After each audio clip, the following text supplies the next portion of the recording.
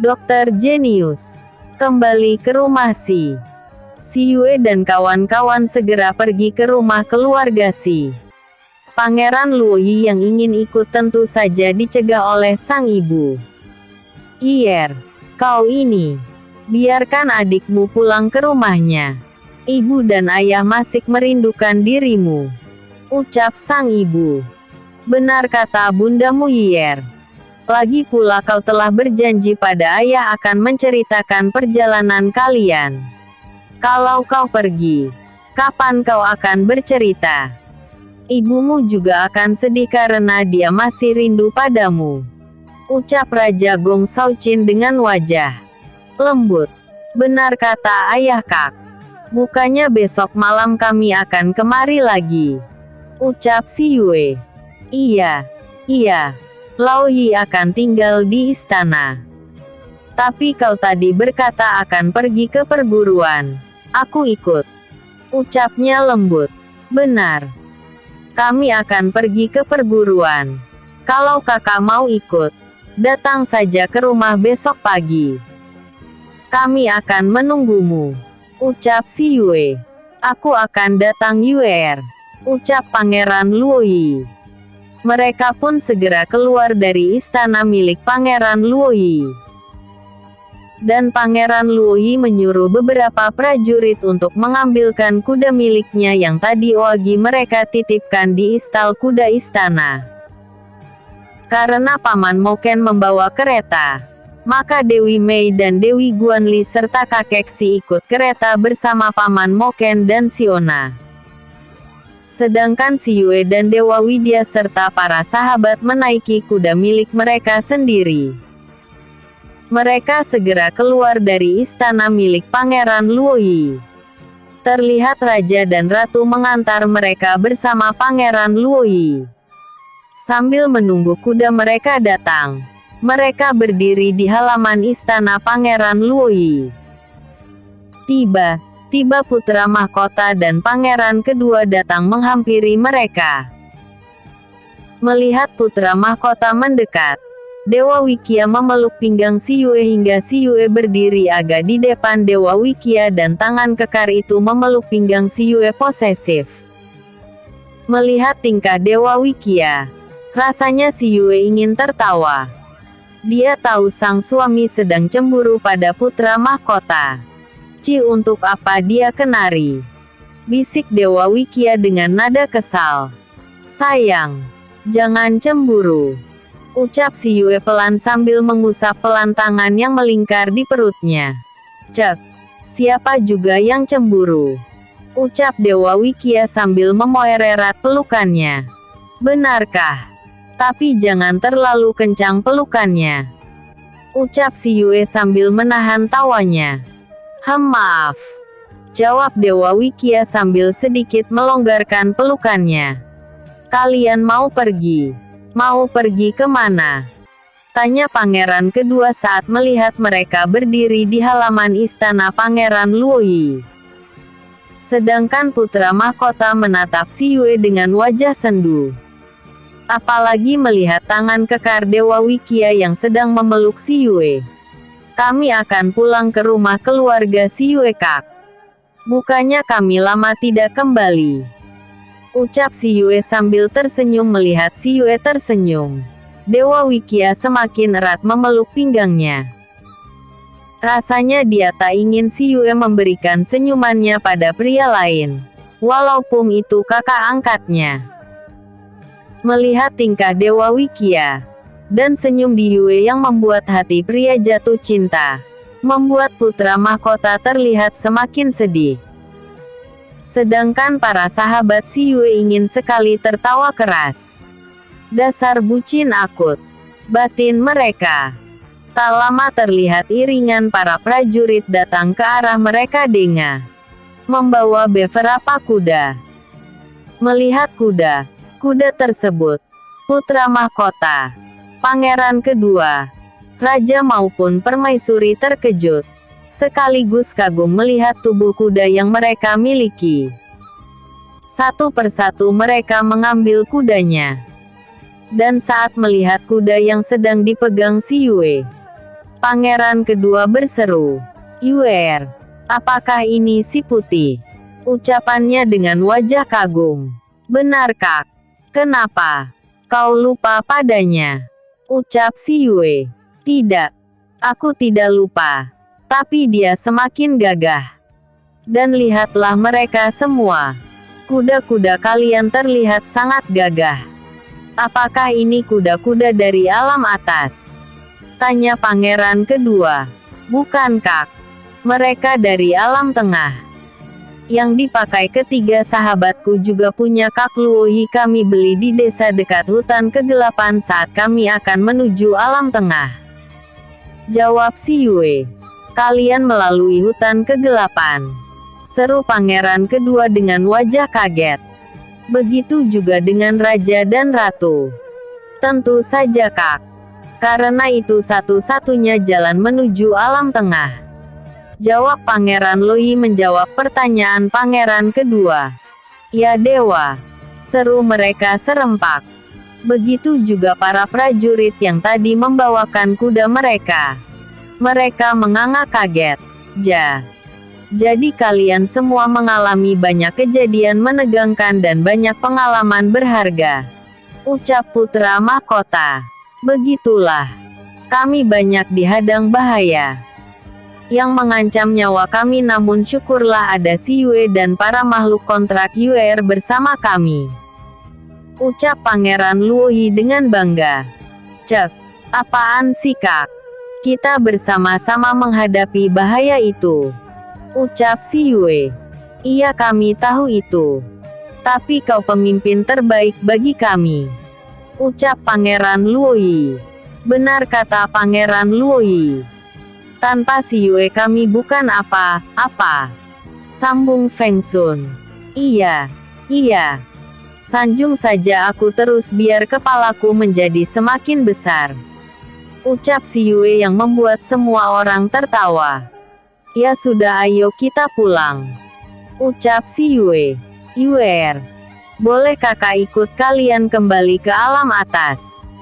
Tiba-tiba pangeran kedua berbicara. Kakak mau ikut? Tanya si Yue dengan wajah kaget. Iya. Aku juga ingin berpetualang juga. Jawab pangeran kedua.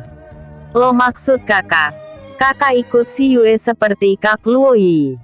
Tanya si Yue kaget. Angguk pangeran kedua. Lalu kekasih atau istri kakak? Tanya si Yue dengan wajah bingung. Mendengar ucapan si Yue terlihat wajah pangeran kedua memerah. Kakak belum menikah atau tidak mempunyai kekasih Yue? Ucap pangeran kedua. Sejak kepergianmu kakak tidak bisa mencintai orang lain adikku. Walaupun aku tahu kau tercipta bukan untukku.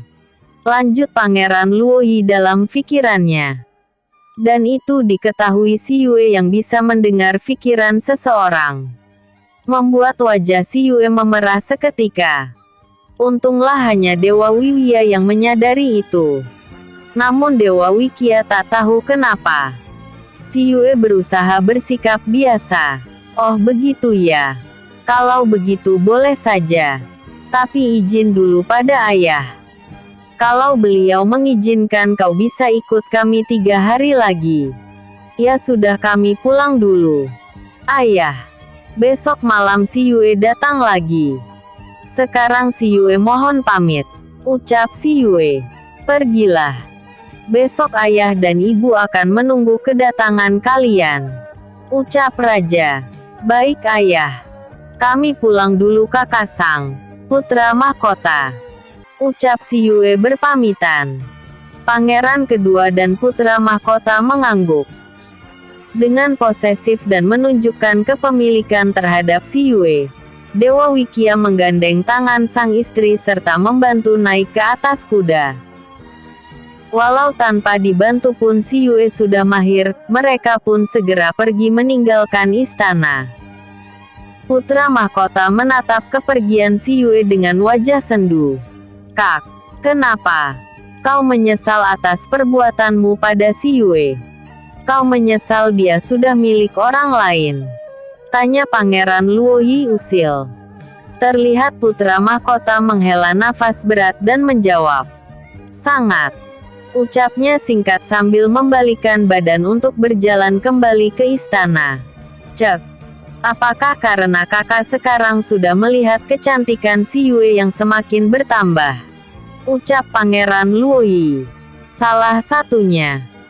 Tapi juga karena aku tidak pernah menyangka kalau semua kejahatan yang aku pikir Yu Yue yang melakukannya. Ternyata bukan dia. Tapi Ling Ling dan Siolan. Ucap putra mahkota. Aku sudah tahu itu. Karena aku juga melihat saat Kak Ling Ling memasukkan racun itu di dalam kue yang kau makan. Ucap Pangeran Luoyi dengan tenang. Apa? Kau tahu itu? Seru putra mahkota dengan wajah kaget. Begitu juga dengan raja, ratu dan pangeran kedua. Saat itu aku melewati ruangan kakak bersama Yu Yue. Kami ingin pergi ke perpustakaan. Namun kami kaget saat melihat tingkah Kak Ling Ling yang mencurigakan di dalam ruang kakak. Akhirnya kami sembunyi dan mengintip apa yang dilakukan kakak Ling Ling dengan makanan yang akan kau makan. Tak lama kami melihat Kak Ling Ling memberikan sesuatu pada makanan yang akan kau makan. Saat itu Yue ingin menegurnya. Tapi aku menghalanginya karena aku pikir itu hanya vitamin. Namun saat kami tahu kalau kau keracunan dan menuduh Yue yang meracunimu, aku ingin mengatakannya padamu.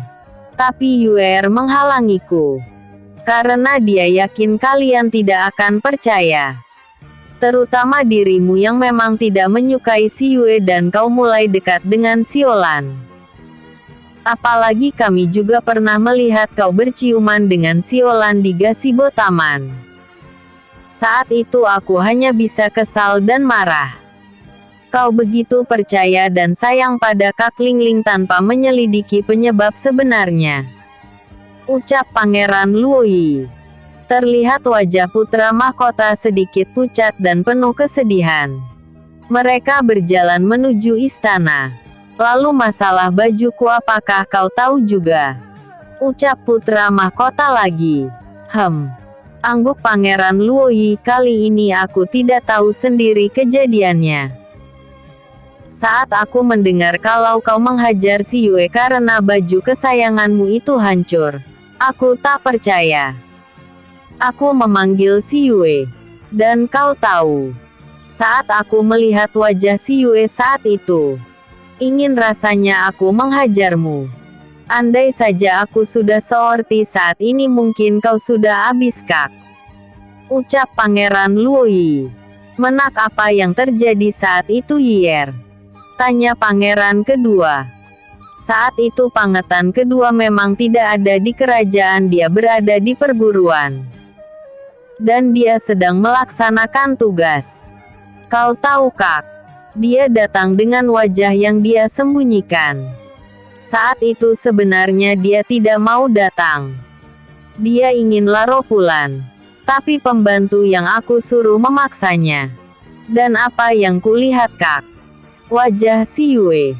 Wajah si Yue lebab dan ada warna merah gambar tangan di pipinya. Dan juga sedikit darah di sudut mulutnya. Aku tak tahu apa yang kau lakukan padanya hingga dia terluka seperti itu. Ucap Pangeran Luoyi dengan wajah kesal. Ya dewa. Seru Pangeran Sang, Raja dan Permaisuri bersamaan. Kak. Hanya sebuah baju kau tega menyakiti seorang gadis sampai separuh itu. Seru pangeran kedua dengan wajah terluka. Sebenci itukah kau pada si Yue? Kalau kau memang tak menyukai dia, kenapa kau mau menerima perjodohan itu? Apakah karena ayah mengancammu membatalkan kau sebagai putra mahkota? Seru sang ayah dengan wajah marah. Tak pernah ibu bayangkan kau sampai setega itu. Oh, ada seorang wanita nak.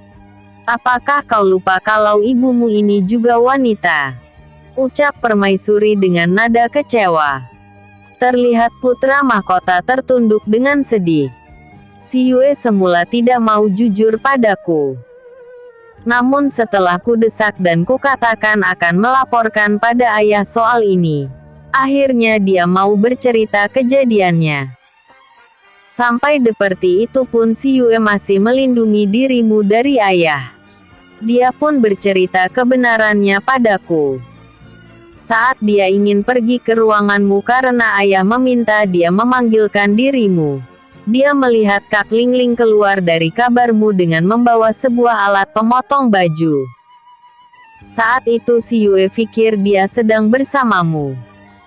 Setelah kepergian Kak Lingling yang tidak tahu keberadaan si Yue segera melangkah ke kamarmu kembali untuk memanggilmu.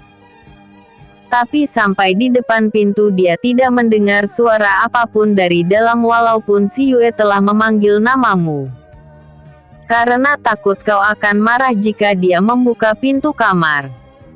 Setelah beberapa kali kembali memanggilmu dan kau tidak menyahut, maka dia segera pergi dari kamarmu.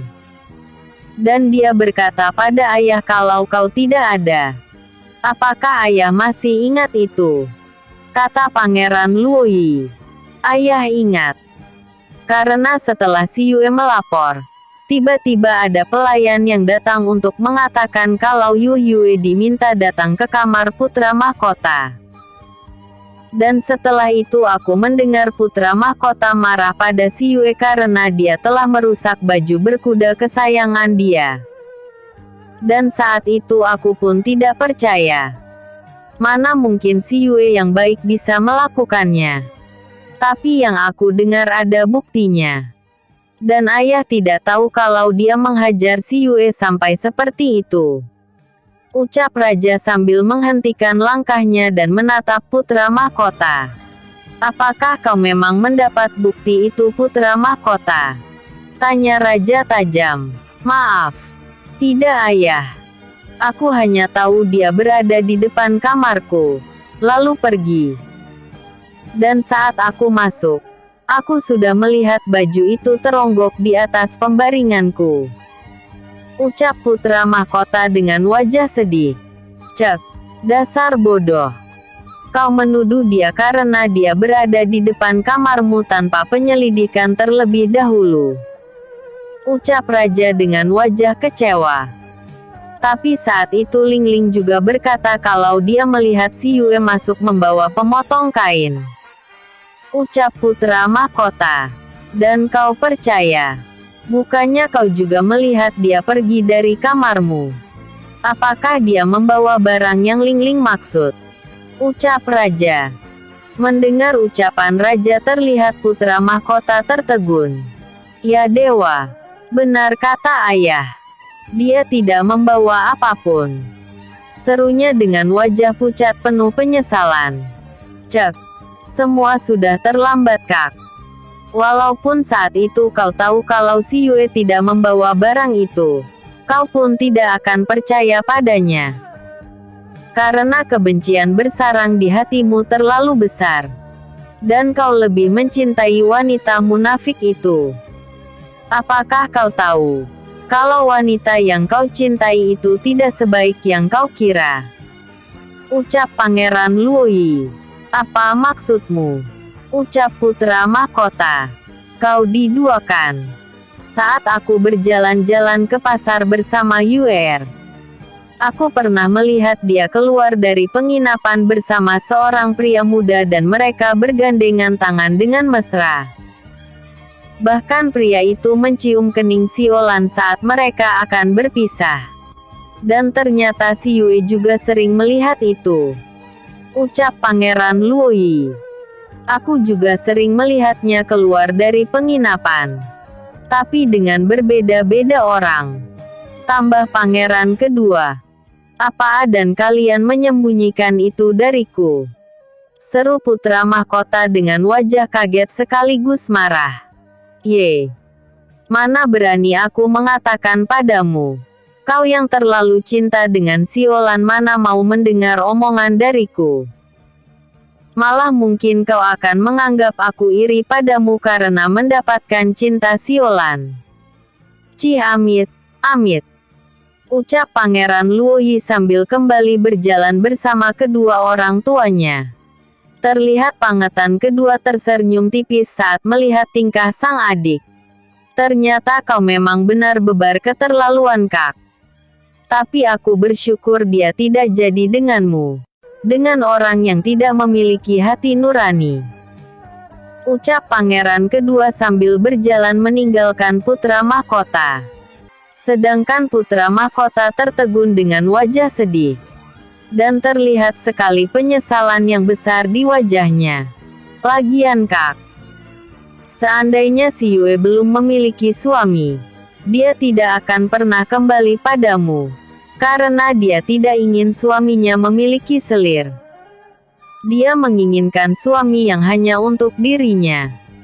Dia tidak ingin kejadian seperti diriku yang diracun selir ayah akan terjadi pada putranya. Dan yang aku dengar, kau sudah memiliki 2 selir kan? Ucap Pangeran Luo yang berhenti berjalan hanya untuk mengucapkan kata-kata seperti itu. Terlihat ada senyum tipis di wajahnya saat melihat wajah kesedihan sang kakak. Memang dalam hati, Pangeran Luoyi masih mendendam pada putra mahkota yang telah menyiksa perasaan dan tubuh si Yue beberapa tahun lalu. Dia tak terima gadis yang dia sayangi hampir setiap hari menangis saat sang kakak membuli atau memperlihatkan kemesraan dia dan pacarnya di depan si Yue. Dan kini dia merasa puas melihat sang kakak sakit hati. Selain kalah segalanya dari Dewa Wikia, kini juga terbongkar semua apa yang terjadi 7 atau 8 tahun yang lalu. Maaf jika aku mensyukuri penderitaanmu Kak. Karena itu patut kau rasakan. Karena kejahatanmu pada si Yue. Hingga membuat si Yue hampir mati. Sekali lagi maafkan aku Kak. Jika aku kali ini merasa puas atas penyesalanmu. Ucap Pangeran Luoyi dalam hati. Tak lama putra mahkota menyusul mereka yang melangkah ke istana. Mereka akan menghadiri pertemuan para pejabat yang diadakan rutin setiap hari.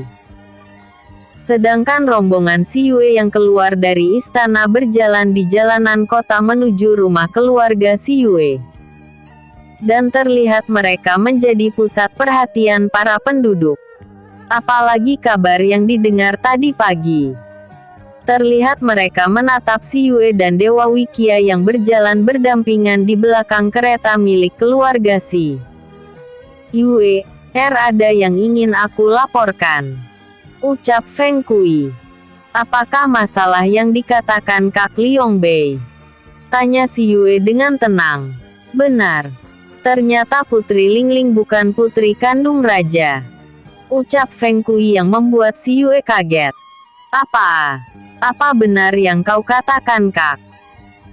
Seru si Yue yang tanpa sadar berseru dan terucap di mulutnya hingga membuat Dewa Wikia dan Feng Sun yang ada di sebelahnya kaget. Ada apa sayang? Tanya Dewa Wikia dengan wajah heran. Menyadari apa yang dia perbuat, membuat si Yue menutup mulutnya. Maaf. Nanti aku ceritakan ketika kita sampai di rumah. Dan aku harap kita kumpul sebentar. Kak Feng Sun katakan nanti pada semua. Ucap si Yue. Baik. Akan aku lakukan. Ucap Feng Sun. Dari mana kau tahu Kak? Tanya si Yue dalam telepatinya. Akhirnya Feng Kui menceritakan saat dia mengikuti selir Anci. Dan apa yang akan mereka lakukan pada si Yue. Jadi mereka akan menemuiku nanti malam. Ucap si Yue dengan wajah senang. Tanpa sadar terlihat senyum di bibir merahnya. Dan apa yang terjadi? Saat si Yue tersenyum dan rakyat melihatnya, mereka terpanah dan berkata, "Ya Dewa, apakah dia Dewi dari Nirwana?" Senyumnya itu membuat aku sangat bahagia. Seru seorang ibu. Ibu, siapakah kakak cantik itu? Lihatlah senyumnya membuat aku seperti melihat pelangi. ucap seorang anak kecil yang berada di gendong sang ibu. Sang ibu hanya diam saja, karena dia masih kagum dengan senyum si Yue. Ya dewa, apakah kau telah menurunkan dewa dan dewi di kota kami? Jika ini sebuah kebenaran, ini sebuah berkah bagi kami. Ucap seorang pria tua yang juga melihat senyum si Yue. Dan banyak lagi ucapan syukur dari para rakyat kerajaan Juhan. Kakak cantik, apakah kakak seorang dewi? Seorang anak laki-laki kecil tiba-tiba berseru dan menghentikan percakapan si Yue dan Feng Kui. Mendengar perkataan anak kecil itu seketika si Yue meminta rombongan menghentikan langkah kaki kuda mereka. Si Yue segera membawa kudanya mendekati anak kecil yang berpakaian lusuh dan terlihat dekil. Si Yue segera melompat turun dari kudanya dan mendekati anak kecil itu. Lalu dia berjongkok mensejajarkan tubuhnya dengan anak itu. Memang kenapa kalau kakak seorang Dewi Hem? Tanya si Yue sambil mengusap wajah anak itu dan membersihkan bajunya yang penuh debu tanpa merasa jijik. Aku mau meminta tolong agar bisa menyembuhkan ibuku. Ucap anak itu dengan polos. Tentu saja ucapan anak itu membuat kaget si Yue maupun para sahabatnya. Lo memangnya ibumu sakit? Tanya si Yue. Iya kak. Ibu sakit hingga tidak dapat bekerja dan kami tidak bisa membelikan ibu obat. Ucap anak kecil yang terlihat masih berumur 5 tahunan itu. Terlihat matanya mulai mengeluarkan air mata. Si Yue melihat itu segera memeluk pria kecil itu. Anak itu menangis dalam pelukan si Yue. Kak sayang, ada kakak. Kakak akan membelikan obat untuk ibumu ya. Ucap si Yue. Benarkah? Ucap anak itu sambil melepas pelukannya. Dia menatap si Yue tak percaya. Saat itulah dua anak perempuan yang berumur sekitar 8 tahun dan 6 atau 7 tahunan datang menghampiri mereka sambil berkata, Saner, kau akan mengotori baju kakak cantik. Kemarilah. Ucap gadis yang paling tua. Si Yue segera menatap pada kedua anak itu. Kalian kakaknya? Tanya si Yue. Kedua gadis itu mengangguk. Kemarilah. Ucap si Yue lembut. Terlihat kedua anak perempuan itu mendekat dengan takut. Setelah mereka dekat, si Yue memeluk mereka sebentar lalu berdiri. Dan tangannya menggendong anak laki-laki yang ada di depannya tanpa rasa jijik. Melihat kejadian itu, para penduduk yang banyak berada di tempat itu terkejut. Mereka tak pernah menyangka wanita cantik itu mau memeluk malah menggendong anak kumuh dan kotor itu. Begitu juga dengan kedua saudara si anak kecil. Kalian sudah makan? Tanya si Yue sambil mengusap kepala mereka berdua. Dengan malu-malu mereka mengelengkan kepala. Sejak kemarin kakakku belum makan kak. Kemarin kami hanya bisa membeli 1 roti dan itu kakak berikan semuanya padaku. Dan tadi kami sempat membeli roti lagi. Kami bagi bersama. Tapi aku yang paling banyak. Ucap anak kecil itu polos. Tanpa terasa air mata si Yue lolos dari matanya. Namun sebuah tangan kekar mengusap matanya sebelum tangan si Yue mengusapnya. Di mana ayah kalian? Tanya si Yue. Ayah kami sudah meninggal setahun yang lalu kak. Dan ibu yang mencari makan buat kami. Namun 1 minggu yang lalu ibu jatuh sakit. Ucap gadis yang lebih tua. Mendengar cerita dari anak itu, si Yue merasakan sakit di hatinya. Kalau begitu kita makan dulu. Lalu kita melihat keadaan ibu kalian. Bagaimana? Kata si Yue lembut. Terlihat ketiga anak itu tersenyum bahagia. Kalau begitu tunggu di sini sebentar. Kakak mau ngomong sama kakek kakak. ucap si Yue yang langsung berjalan ke arah kereta. Melihat si Yue masih menggendong anak itu, Dewa Wikia berkata, "Sayang, biar aku yang menggendong anak itu. Kau nanti lelah," ucap Dewa Wikia lembut. "Kak, biarkan aku turun," kata kakakku. "Anak laki tidak boleh cengeng dan harus menjadi kuat. Nanti kalau kakak menggendongku, aku tidak bisa menjadi kuat, Kak," ucap anak kecil itu dengan lucu. Mendengar ucapan anak itu, si Yue tersenyum. "Baiklah, kau kuturunkan. Tunggu sebentar ya. Kakak pergi dulu," ucap si Yue sambil menurunkan anak itu dari gendongannya. Dia segera berjalan ke arah kereta. Terlihat sang kakak telah membuka pintu kereta. "Kau akan menemani mereka. Pergilah. Kakek dan Dewi Guanli dan Dewi Mei akan menunggu kalian di rumah," ucap sang kakek mendahului si Yue yang ingin berbicara. Mendengar ucapan sang kakek, si Yue tertawa pelan. "Hehehe, kakek memang tahu si Yue," ucap si Yue sambil tertawa. "Udahan dulu ya. Akan aku lanjut besok lagi. Kalau kalian masih merasa digantung, maaf ya. Jangan lupa like, vote dan komennya, autor tunggu. Maaf kalau masih ada typonya." Bersambung episode sebelumnya. Selir ANCHI. Episode berikutnya. Menolong 3 anak 1 ibu. Dokter Jenius menolong 3 anak 1 ibu. Si Yue segera menutup kereta dan berbalik menatap pada para sahabatnya. "Kalau kalian lelah, kembalilah ke rumah bersama kakek. Aku akan menemui ibu anak ini," seru si Yue pada kakak dan sahabatnya. "Kami ikut denganmu," ucap para sahabat. "Yue, kami pulang dulu ya. Aku rindu akan rumah kita," ucap si Mayun yang memang terlihat sangat lelah.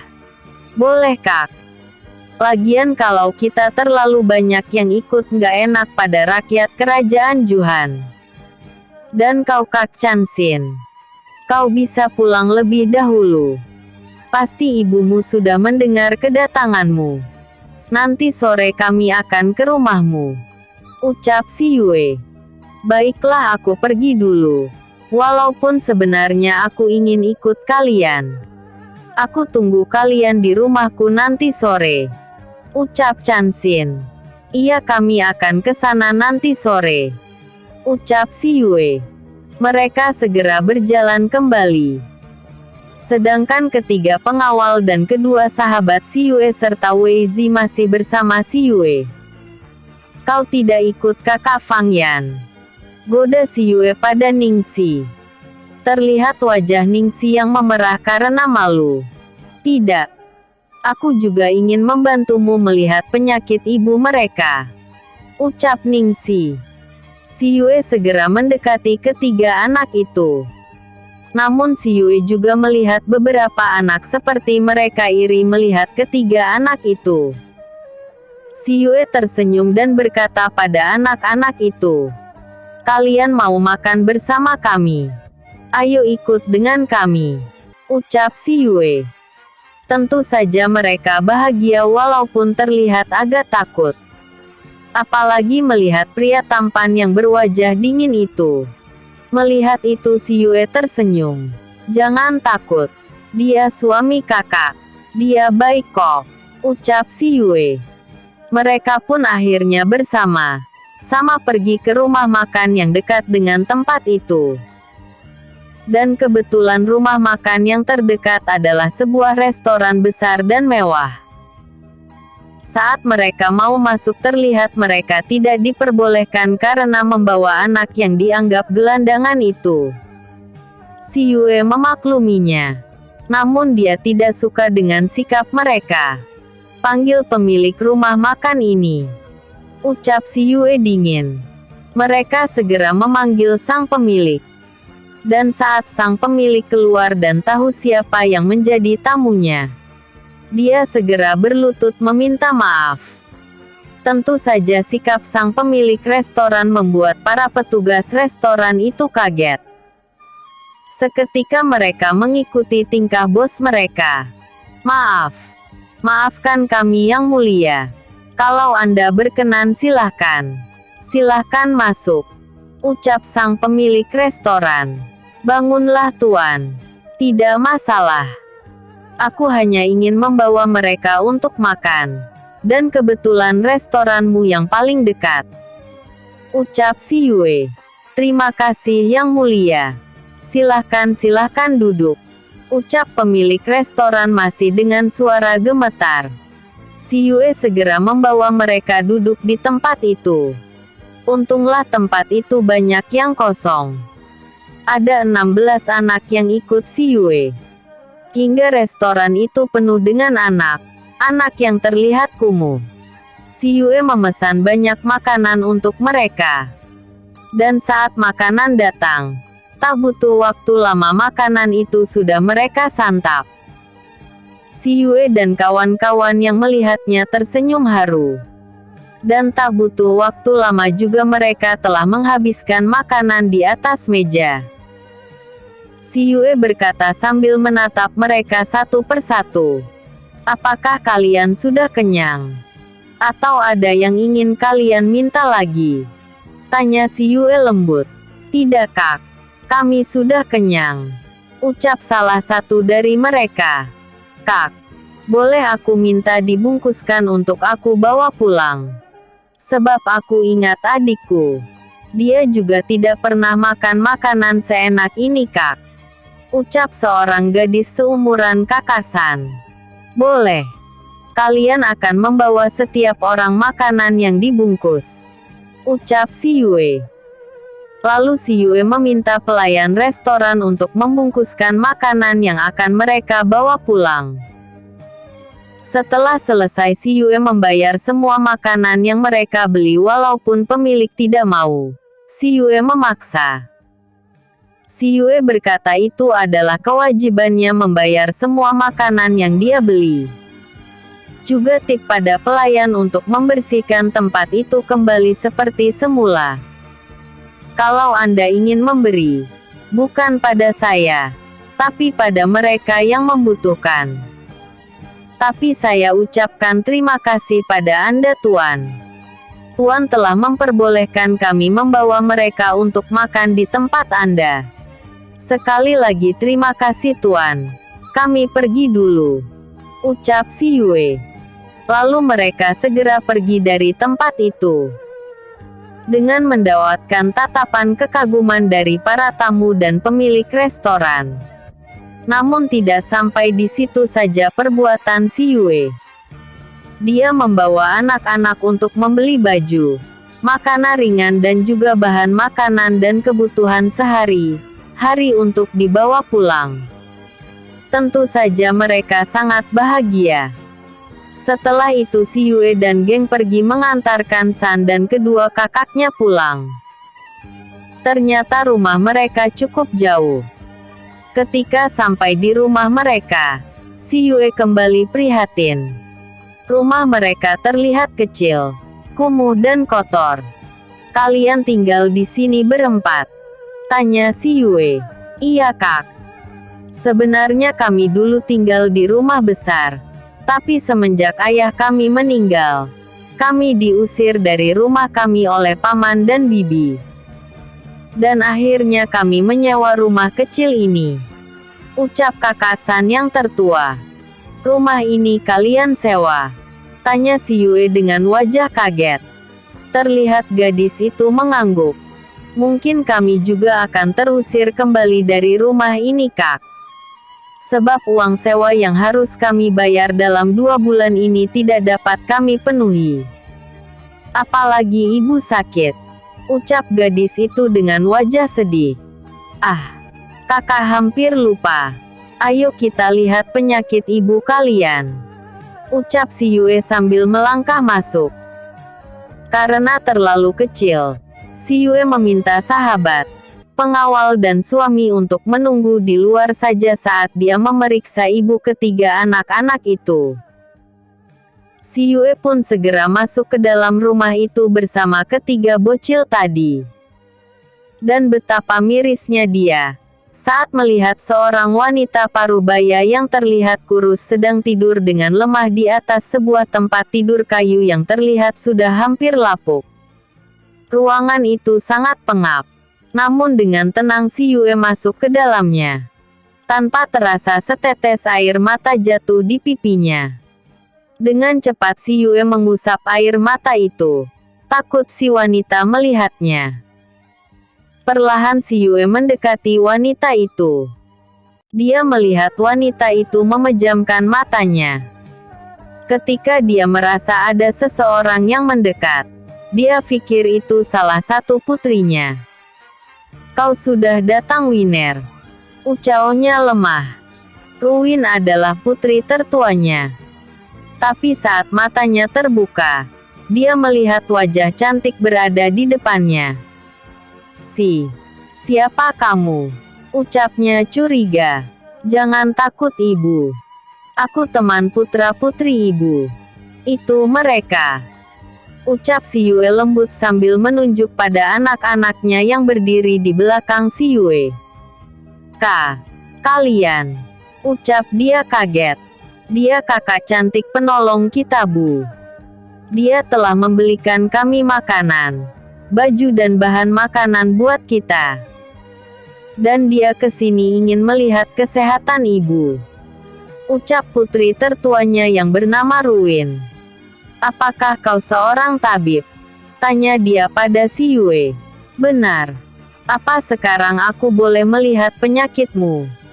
tanya si Yue lembut.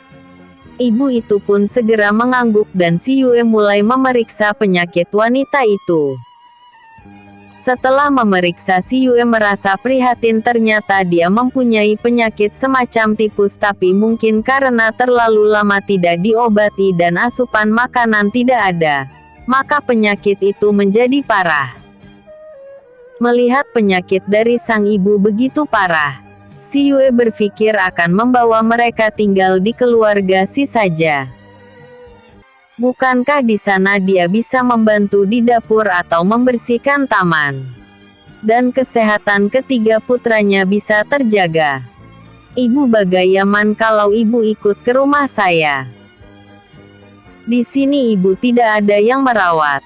Lagian kata putri ibu rumah ini juga akan ditarik oleh si pemilik karena ibu tidak mampu bayar uang kontrak.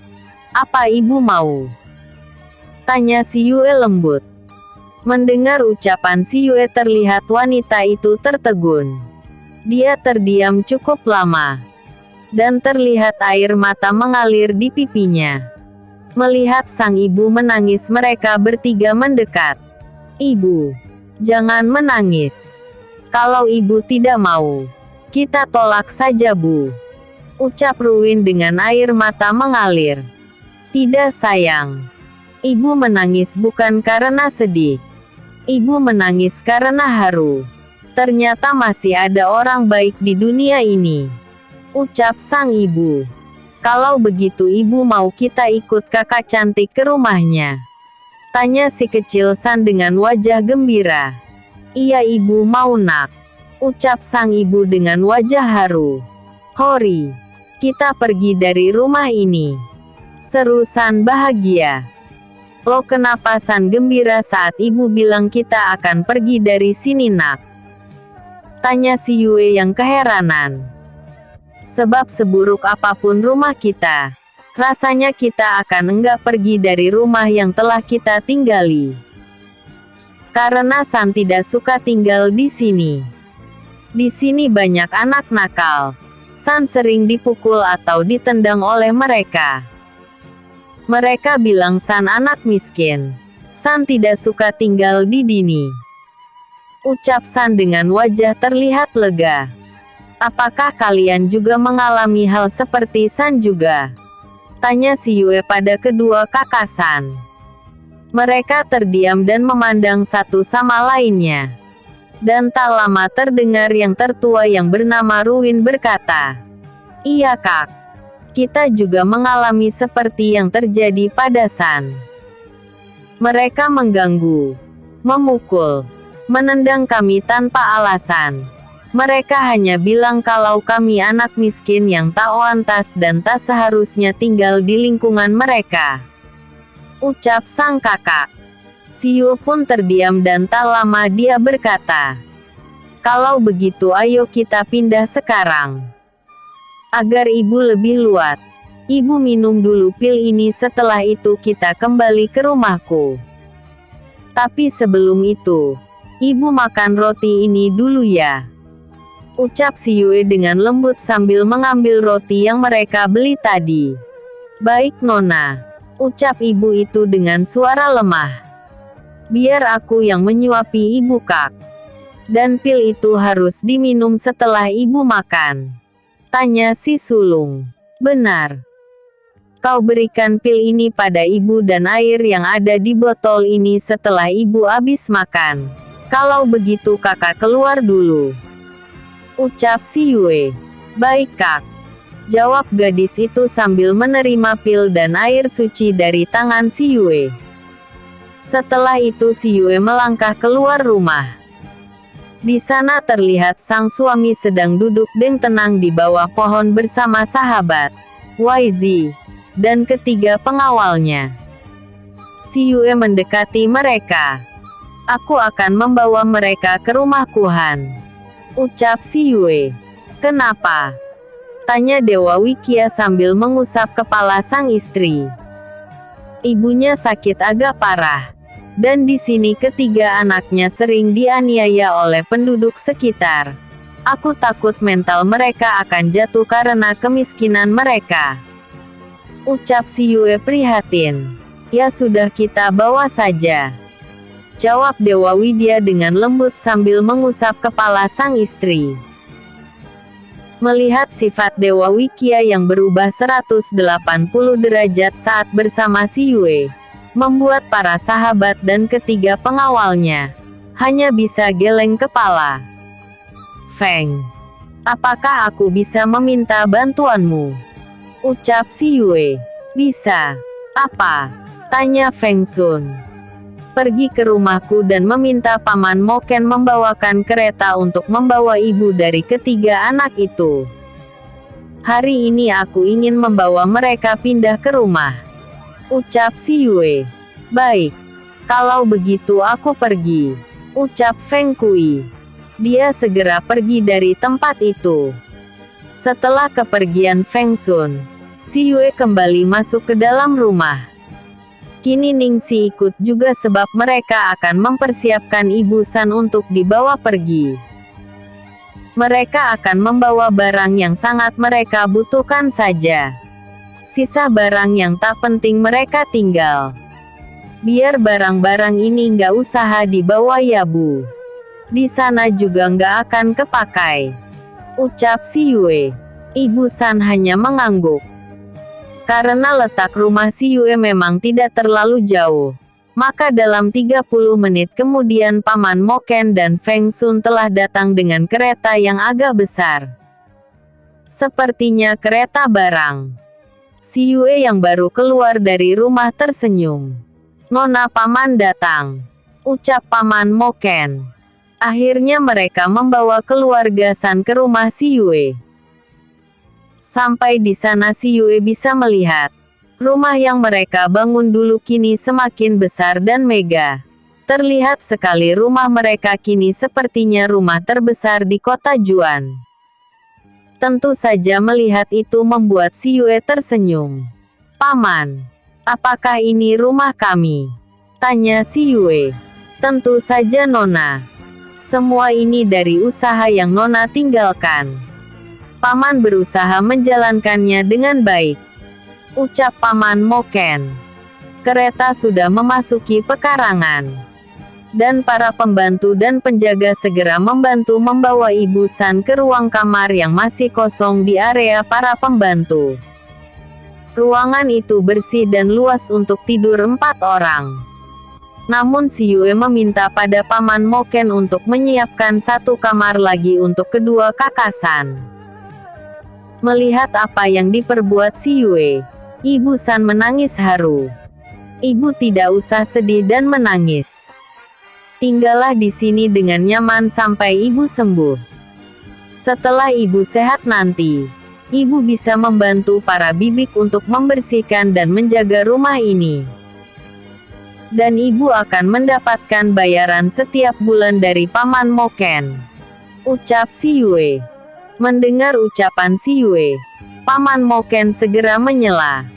Tapi Nona, Paman dengar dari kakek, kalian akan kembali ke alan atas 3 hari lagi. Apa itu benar Nona? Tanya Paman Moken. Iya Paman. Kami hanya 3 hari di alam bawah ini. Ada masalah Paman, ucap si Yue. Apa boleh Paman ikut Nona? Tanya Paman Moken dengan wajah terlihat berharap. Paman mau ikut. Tapi bagaimana dengan keluarga Paman? Tanya si Yue. Nona tahu kan Paman sudah tidak ada keluarga lagi. Hanya satu keponakan Paman yang ada. Dan dia sudah berkeluarga dan mempunyai putra.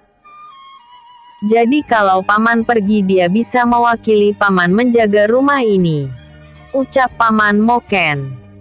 Kalau memang itu keinginan Paman, baiklah Paman boleh ikut dan Paman bisa memberitahukan semuanya pada keponakan Paman.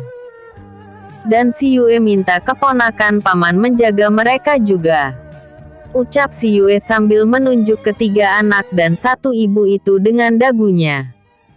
Pasti Nona. Nanti akan aku beritahu mereka, ucap Paman Moken. Setelah memeriksa dan memberi obat pada Ibu San kecil, si Yue segera meninggalkan mereka. Ketika keluar dari kamar Ibu San kecil, ternyata Siona berada di dekat pintu. Hei, kenapa kau ada di sini Ona? Tanya si Yue. Non, apakah Nona cuma sebentar di sini? Nubi mendengar dari Tuan Besar kalau kalian hanya beberapa hari di sini. Dan tadi aku juga mendengar perkataan Nona dengan Paman Moken, ucap Siona dengan wajah hampir menangis. Iya Ona, aku hanya 3 hari di sini. Setelah itu aku akan kembali ke alam atas, jawab si Yue. Kini terlihat Siona mulai menangis. Lalu Nona akan kembali meninggalkan Ona, ucapnya di sela tangisannya. Apakah kau ingin ikut juga? Tanya si Yue sambil tersenyum lembut. Mendengar ucapan si Yue, terlihat wajah Ona tersenyum cerah. Wajah itu kini terlihat cantik setelah lama si Yue tidak bertemu dengan si Ona. Gadis ini kini terlihat bersih cantik dan sepertinya tidak sebodoh dulu lagi. Ada kekuatan yang si Yue rasakan sekarang. Tunggu Ona. Apakah kau sekarang sudah belajar berkultivasi? Tanya si Yue dengan wajah terkejut. Terlihat Ona mengangguk malu-malu. Tapi si Yue bisa merasakan ketegaran dan kekuatan di tubuh si Ona. Wah. Aku senang Ona. Coba kau ceritakan padaku, ucap si Yue sambil menyeret si Ona duduk di taman yang ada di depan sebuah kamar dan yang ternyata itu kamar si Yue. Mereka duduk berhadapan. Setelah Nona pergi, Nubi sangat sedih. Hampir 2 bukan Nubi sakit. Setelah mendapat kemarahan dari Paman Moken, Nubi sadar harus bangkit. Kalau Nubi memang ingin pergi bersama Nona, Nubi harus bisa seperti Nona. Bisa melindungi Nona. Setidaknya Nubi harus bisa menjaga diri sendiri agar tidak menjadi beban Nona. Dari sanalah Nubi akhirnya mempelajari buku yang Nona berikan pada Nubi. Untunglah Nona sudah memberi pelajaran pada Nubi cara membaca dan cara berkultivasi. Walaupun saat itu Nubi tidak serius. Dan akhirnya dalam 1 tahun, Nubi sudah benar-benar bisa berkultivasi dan bisa memiliki kekuatan. Saat itu kekuatan Nubi ada di alam dasar tingkat 3. Dan saat ada pendaftaran murid baru di perguruan Lentera Putih, Nubi ikut mendaftar. Dan syukurlah Nubi diterima. Dari sanalah Nubi mulai memperdalam ilmu Nubi Nona dan sampai sekarang Nubi masih menjadi murid perguruan itu. Ucap Siona sambil memandang si Yue dengan penuh hormat. Hahaha. Ternyata kau kini bukan Siona yang aku kenal dulu. Maafkan aku tidak mengajakmu pergi saat itu. Karena aku takut kalau aku tidak bisa menjagamu. Perjalananku saat itu sangat panjang dan berbahaya. Ucap si Yue. Tidak masalah Nona. Kalau Nona tidak meninggalkan Nubi, mungkin Nubi akan selalu tergantung pada Nina. Dan akan menjadi beban selamanya. Ucap Siona Elbur. Terima kasih Ona. Tapi kau tahu, kau kini juga semakin cantik Ona. Goda si Yue. Nona. Nubi hanyalah gadis yang desa yang tidak akan menjadi seperti ini jika Nona tidak menolongku. Ucap Siona malu. Taurung wajahnya memerah. Janvan merendah. Selamat ya. Aku bangga padamu. Ucap si Yue sambil memeluk pelayan sekaligus sahabatnya itu yang merupakan orang yang paling dekat dengan Yu Yue. Dialah orang yang terdekat yang selalu membela si Yue saat si Yue dibuli dan dihina orang. Dia yang akan memberikan tubuhnya jika Yu Yue akan disakiti orang. Dan kini gadis itu telah menjelma menjadi gadis yang cantik. Kalau kau nanti pergi, bagaimana dengan kekasihmu? Goda si Yue. Nona. Nubi belum memiliki kekasih. Seru Siona dengan wajah memerah. Benarkah? Apakah benar gadis secantik ini tidak ada yang ingin mendekati dirimu? Tanya si Yue tak percaya. Terlihat Siona menunduk malu. Memang ada Nona. Tapi Nubi tidak berpikir untuk menerima mereka. Yang ada di dalam pikiran Nubi hanyalah ingin mempersiapkan ilmu agar Nubi bisa ikut Nona saat Nona kembali walaupun entah itu kapan. Ucapnya pelan. Loh, seandainya aku tidak kembali bagaimana? Tanya si Yue kaget. Mungkin Nubi tidak akan pernah menikah. Ucapnya lagi dengan tenang. Tuk. Sebuah sentilan mengenai kening Siona. Au. Sakit Nona. Seru Siona sambil memegang keningnya. Apa kau sampai segila itu ha? Kau tidak mau pada pria hanya karena menunggu kedatanganku. Seru si Yue marah. Nona. Tapi memang Nubi hanya ingin bersama Nona. Ya kalau sudah bersama Nona, apapun yang Nona suruh akan Nubi lakukan. Asal Nubi bisa bersama Nona. Ucap Siona. Dasar anak bodoh.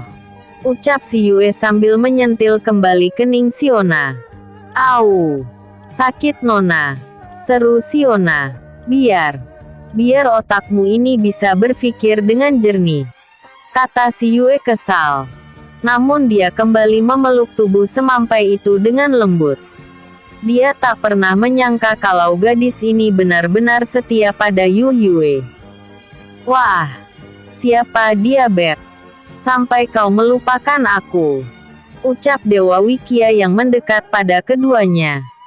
Melihat kedatangan sang suami, si Yue segera melepas pelukannya. Sayang dia Ona, yang delaku menjagaku saat aku masih lemah. Dan Ona, perkenalkan ini suamiku. Namanya Dewa Wikia. Ucap si Yue sambil memegang tangan sang suami yang berada di bahunya. Dewa Wikia berdiri dengan gagah di dekat si Yue. Suami. Nona telah menikah. Seru Siona dengan wajah bahagia. Iya.